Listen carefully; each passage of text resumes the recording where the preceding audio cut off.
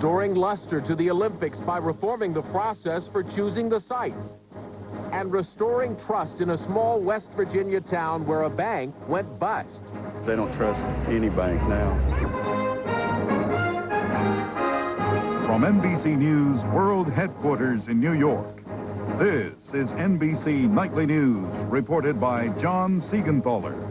Good evening, everyone. The National Transportation Safety Board and a U.S. senator had some tough words for the huge aircraft manufacturer Boeing today.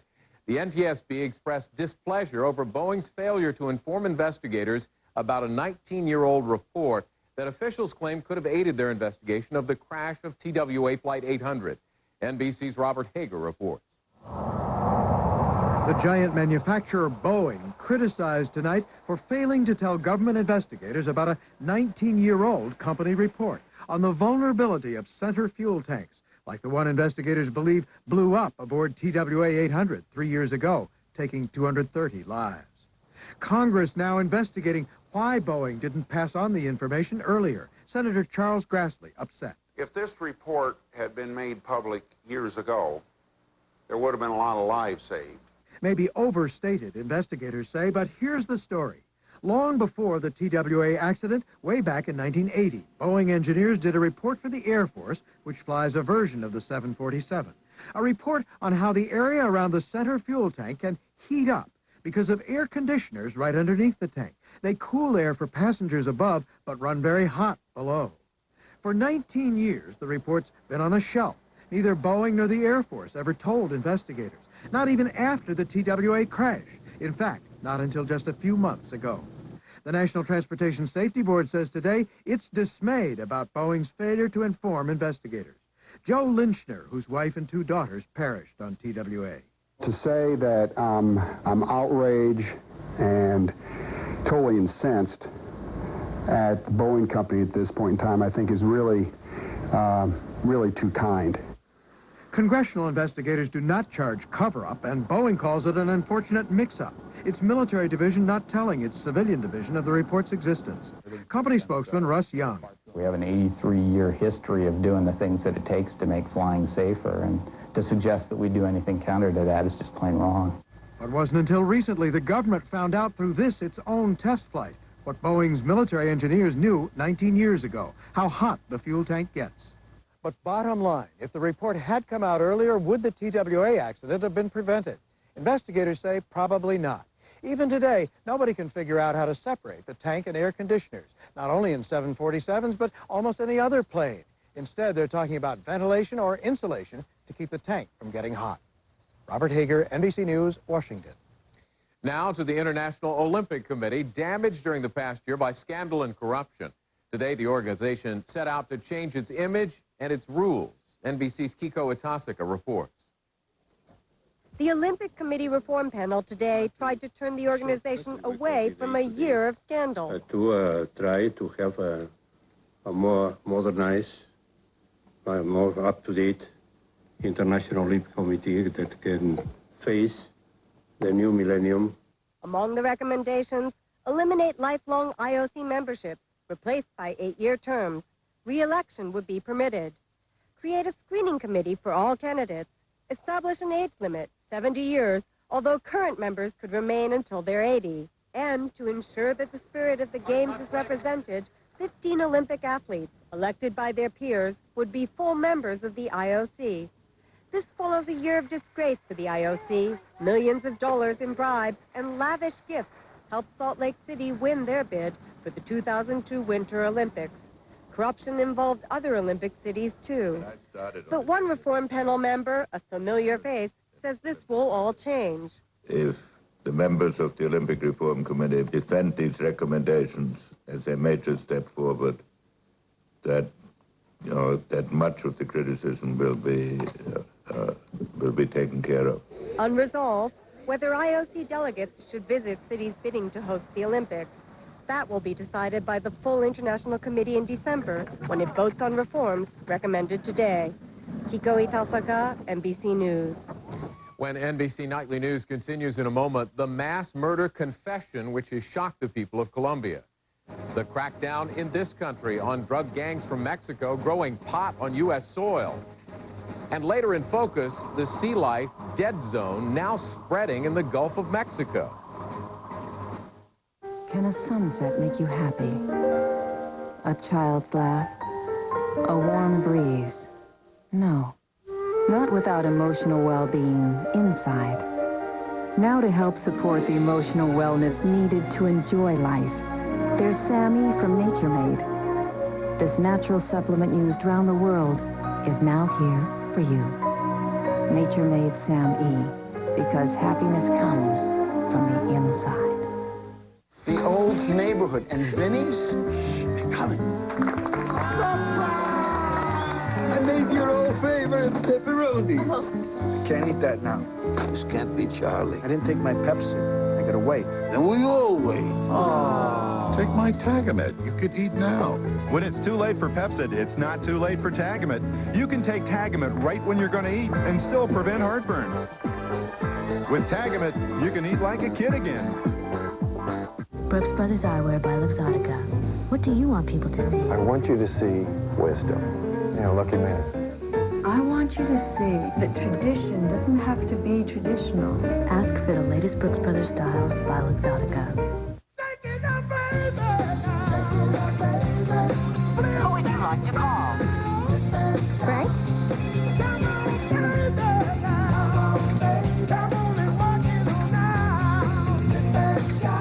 The Samsung digital wireless phone featuring internet access and voice-activated dialing. Flip the phone, shout the name, and Samsung dials the number. Samsung Digital. Everyone's invited. His name is Luis Eduardo Garavito. He's a drifter, age 42, and authorities in Colombia say he's confessed to killing 140 children there. Most of the victims, who range in age from 8 to 16, came from 4 families. Garavito says he enticed them with offers of money or soft drinks. So far, 114 bodies have been recovered from shallow graves. The killing spree, which ranks among the worst ever anywhere, lasted 5 years. Now to the war on drugs in this country. So successful these days that the cartels in Mexico have changed their tactics. Instead of smuggling marijuana across the border, they're now growing it here. NBC's Dan Lothian reports. These are high-grade indica plants. It's being called a bumper crop bust. More than $1.5 billion worth of marijuana plants seized in California in just 4 months this year. An all-time record, and authorities seeing a trend. 75% of the plants seized are tied to drug lords from Mexico. Rather than smuggle things across the border, they've decided to come across the border and grow here. And not just anywhere. 60% of the plants were found on public lands. Several thousand here in the Angeles National Forest, 15 miles northeast of downtown Los Angeles. Rita Weirs is a special agent with the U.S. Forest Service. Why are they doing it on public lands? It's easier to avoid detection, and they avoid having their own property seized. Hundreds of thousands of isolated acres now seen as potential battlefields in the war on drugs. What investigators find out here are well-organized, highly sophisticated criminals who use high-powered weapons to protect their illegal investments. Just about all of them are armed with assault rifles, semi-automatic weapons. Law enforcement especially concerned for the safety of hunters and hikers unknowingly walking into a marijuana field. They're expecting to be able to go into the forest, use it, have a good time, and leave safely. California has been searching remote areas for 17 years through a program called CAMP, Campaign Against Marijuana Planting. We had a record year this year. A lot of plants out there. But this year's record bust proves there's more work to be done. Authorities believe they've only found 10% of the total marijuana crop. Dan Lothian, NBC News, Los Angeles. To Russia, a nation steeped in crisis, economic chaos, political stalemate, war with the breakaway Republic of Chechnya. But beyond all that, a greater crisis looms. The ruinous health of so many Russians growing worse by the year. NBC's Dana Lewis is in Moscow tonight. Complications in a simple birth at Moscow's clinical hospital, a sample of what's ailing an entire country. 35-year-old Yelena Makeva in labor for 5 hours. She's weak, suffering from anemia and tuberculosis. A newborn baby girl, healthy, and to keep it that way, she's separated from her mother. 70% of women here are anemic from bad nutrition. These mothers also have tuberculosis. They can nurse their children, but then must leave immediately. TB, an epidemic in Russia. Dr. Kirill Jestov says this hospital has seen an 80% increase this year, and resistant strains require expensive antibiotic treatment many hospitals can't afford. The poorer Russia becomes, the more overwhelming its ills. The hard numbers are chilling. TB, as many as 150,000 new cases last year. The AIDS virus, 1,000 new cases per month. Some estimates predict 2 million cases by 2002. Syphilis, 450,000 new cases last year. At the same time, infertility increasing 3% a year. 15 to 20% of all couples are now infertile. And this, Russia now has the highest suicide rate in the world. Murray Feshbach is an American expert on Russian social trends. I think it's so bad that I'm not sure they can recover from their current position. It's a very bleak outlook. Experts say the health crisis in Russia is a social catastrophe. It could cripple the entire workforce in a few more decades of runaway misery. Raising fears not only about health care, but Russia's very future. Some analysts, like Dr. Feshbach, say the population, now 146 million, could fall by 1/3 over the next half-century. But some Russian health officials view that as too alarmist. We should not be so pessimistic in Russian future. Meanwhile, Yelena won't see her baby for days, maybe weeks. In this hospital, a newborn has a 1 in 5 chance of getting tuberculosis. Already the next generation in Russia at risk. Dana Lewis, NBC News, Moscow. Now to West Virginia and feelings of betrayal when a trusted bank went bust last month. It happened in the tiny town of Keystone. Here's NBC's Rick Davis. It has been a main topic of worried conversation in Keystone, West Virginia, population 627, since the closed sign went up at the First National Bank September 1st, leaving many of the depositors outside, wondering how a bank that survived the Great Depression and was once called the most profitable community bank in the country could fail. Federal inspectors say fraud. Investigators hope to find out what happened to over $500 million in missing assets. And they ask, why was bank stock that rose dramatically in the last year suddenly sold by bank executives and a few other stockholders just before government regulators shut it down? When the bank was closed, new investors held stock worth nothing. The bank's troubles multiplied after its longtime president died in 1997. Keystone developed a reputation for granting high-risk loans at high rates. And with the high rates that they were able to charge on loans, they were able to pay higher rates on deposits. Now, that strategy worked for a while, but it fell apart here at the end. Many depositors are getting money back now. Deposits are federally insured up to $100,000, but over that, nothing. I had planned to move that account so it would be no more than $100,000. But unfortunately, I didn't do it. Even depositors getting all their money back have a crisis in confidence. Some say it will be hard to trust another bank again. Rick Davis, NBC News. And this program note, presidential politics is the topic tomorrow on NBC's Meet the Press. Reform Party candidate Pat Buchanan is Tim Russerd's guest. When NBC Nightly News continues in a moment, a problem under the sea. We're picking up our CEO. Fortunately, the company cars have OnStar. We swerved off the road and boom, the airbags go off. There was a deer. I never saw it. Seconds later, an OnStar advisor calls and says, I just got a signal, your airbags went off, should I send an ambulance? We were fine, but she called for a tow truck and a limo. Good thing I called OnStar. OnStar called us. Oh, right. The one-touch connection to people who can help. OnStar. Call 1-800-OnStar-7. 6 months ago, I wouldn't have considered doing this. Today, it's a different story. Introducing PharmaSure Joint Formula.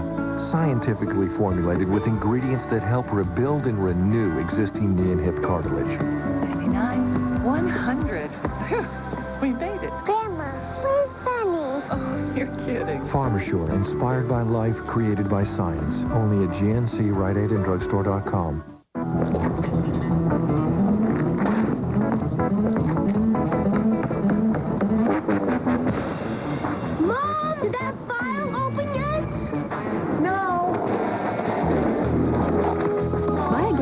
PC with the Your Wear program, and you can trade it in toward the purchase of a new one in 2 years. Mom! So you'll never have an old computer. Call now. Get a Gateway PC with an Intel Pentium 3 processor and a printer for $38 a month.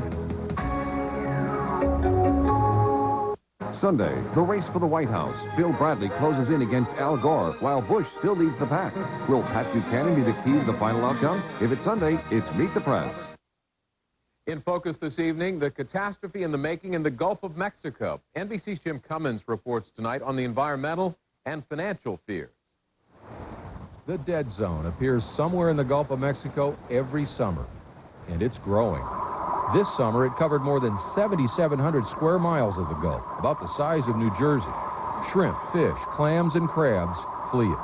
The people who fish here call it the dead zone because nothing survives 10 feet below the surface. I'd put my line down. It's just dead. Nothing's happening. Johnny Glover, who owns a fleet of charter fishing boats in Cocodrie, Louisiana, describes what it's like to sail into the dead zone. I don't see anything. I don't feel anything on my line. And all of a sudden, there's a void. I said, damn. It's not the fish aren't biting, but I don't see any bait fish. I don't see any fish come under the boat. It's an immense algae bloom, which moves around in search of nutrients.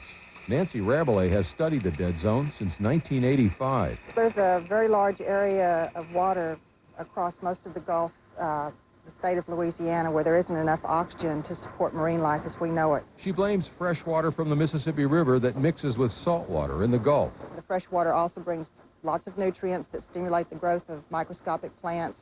They eventually fall to the bottom and die, and the bacteria that eat those plants use up all the oxygen. And now a study released by the Clinton administration says many of those nutrients come from nitrogen-rich farm runoff hundreds of miles upriver in states like Illinois and Iowa. The study recommends a 20% cutback in the use of nitrogen fertilizers and calls on farmers in the Midwest to set aside 5 million acres of farmland for wetlands to filter the runoff into the Mississippi River Basin.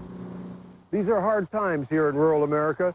Farmers complain about the high cost of production and the low price they get for their crops. That's why they produce as much as they can. And they were stunned to hear somebody recommend they use less fertilizer and take millions of acres out of production to create wetlands. I think that the problem is a lot more complex than saying that the farmers in Iowa are the ones to blame. Emily Eady is with the Iowa Farm Bureau. She says a 20% reduction in the use of fertilizer would lead to at least a 5% reduction in crops and huge losses for farmers in 31 states. You're talking a direct impact of $3.5 billion, assuming just a 5% reduction in crops. Brian Sievers farms 1,500 acres in Scott County, Iowa, near the Mississippi River. He says farmers have their own reason for reducing the use of fertilizers. Farmers are not going to use any more nitrogen than is absolutely necessary because by doing so, if they were to do that, it would add to the cost of production. But people who live with the dead zone say more must be done before commercial fishing in the Gulf is damaged beyond repair. When we have a loss, it's going to be dramatic, and it's going to be sudden. At odds, farmers of the land and farmers of the sea. These farmers of the sea are not hurting to the great extent because of this. But when it gets worse, I think you just hear them crying. But why do we have to let it get worse? Experts say the dead zone took decades to create, and bringing it back to life will take decades as well. Jim Cummins, NBC News, Cocodrie, Louisiana. When we continue, a mayor who is making history just by being herself.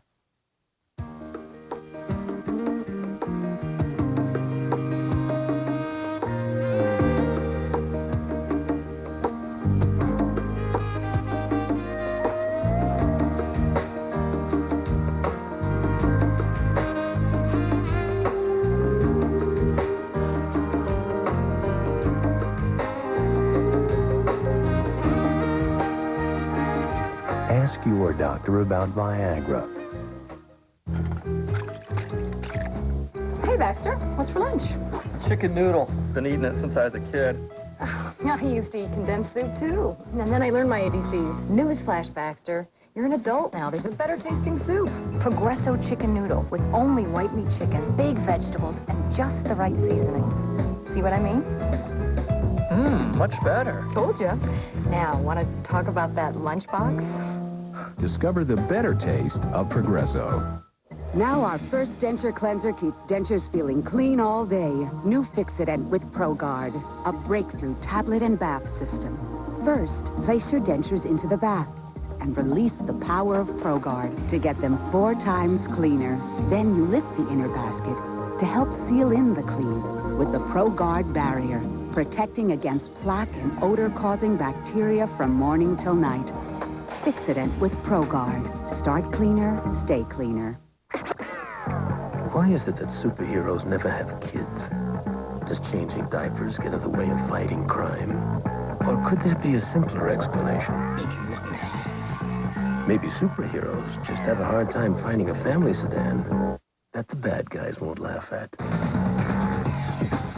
The Mitsubishi Galant, ranked the #1 family sedan under 20 grand by Car and Driver.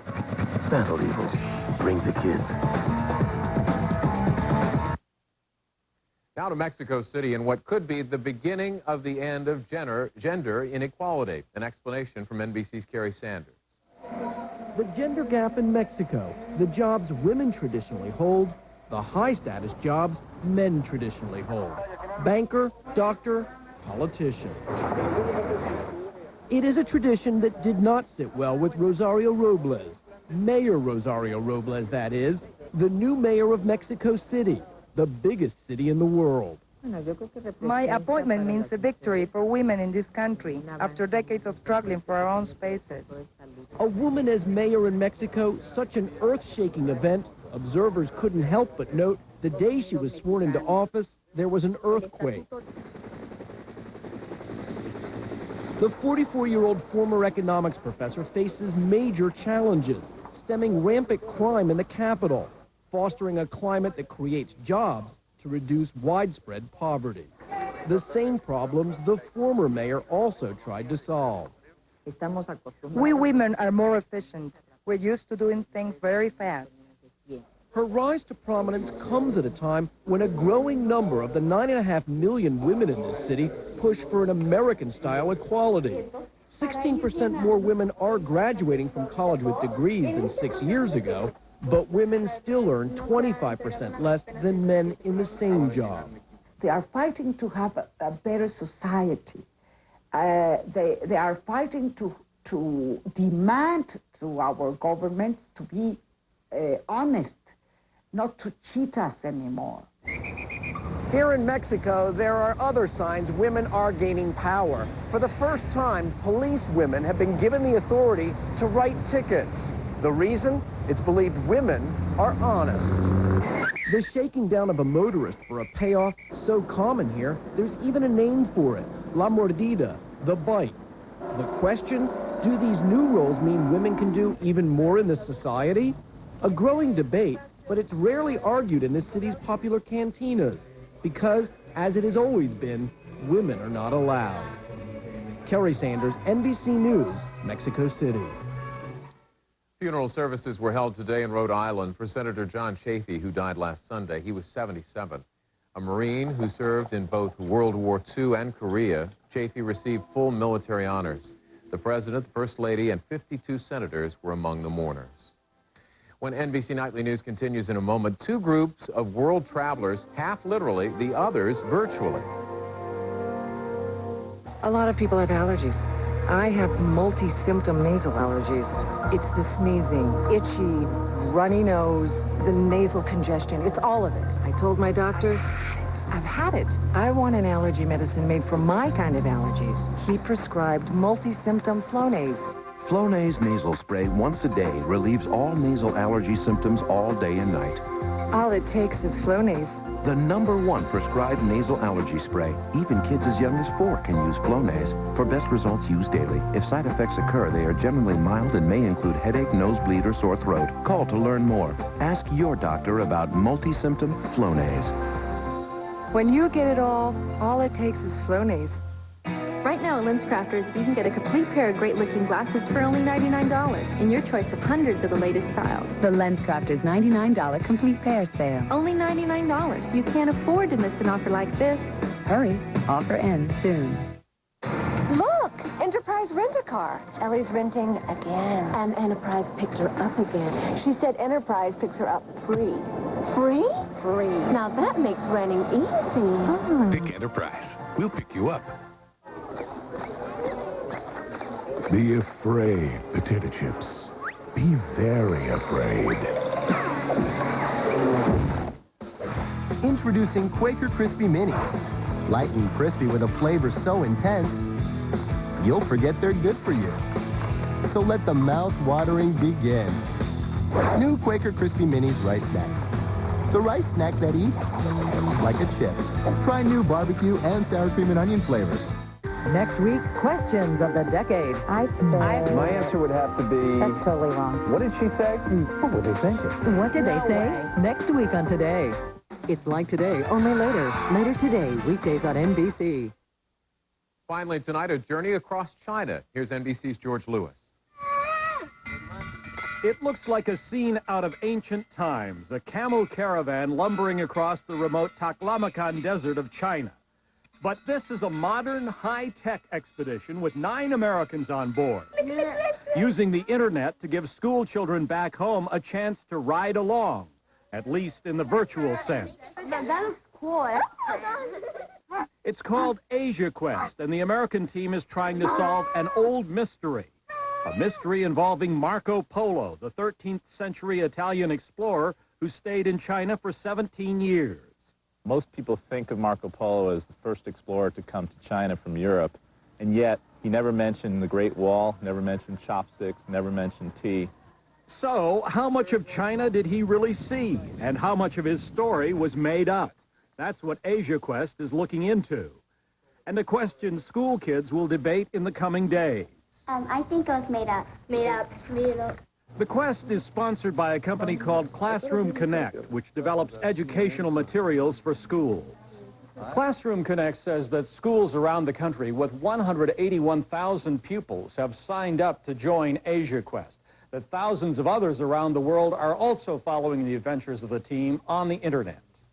Each day, the team members must search for 2 things. First, places that Marco Polo may have visited, and second, phone lines, so they can hook up their computers and email back their reports on the quest, often from villages that have never seen a laptop and have not yet heard of the information age.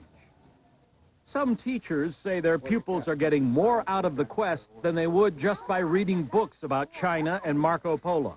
It's really a more powerful way of teaching, and the technology kind of is the thread that weaves it all together. You got to visualize it more. It's hands-on action.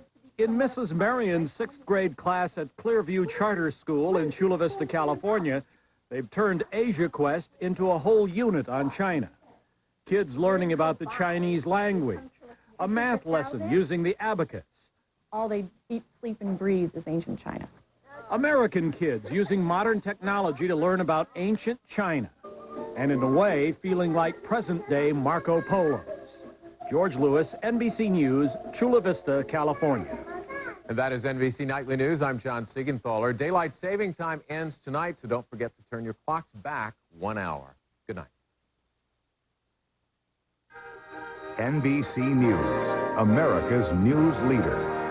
On an all-new Dateline Sunday, it's so potentially explosive that the NFL Players Union doesn't want you to know about it. No one's ever seen what they do at these meetings. They're very secretive.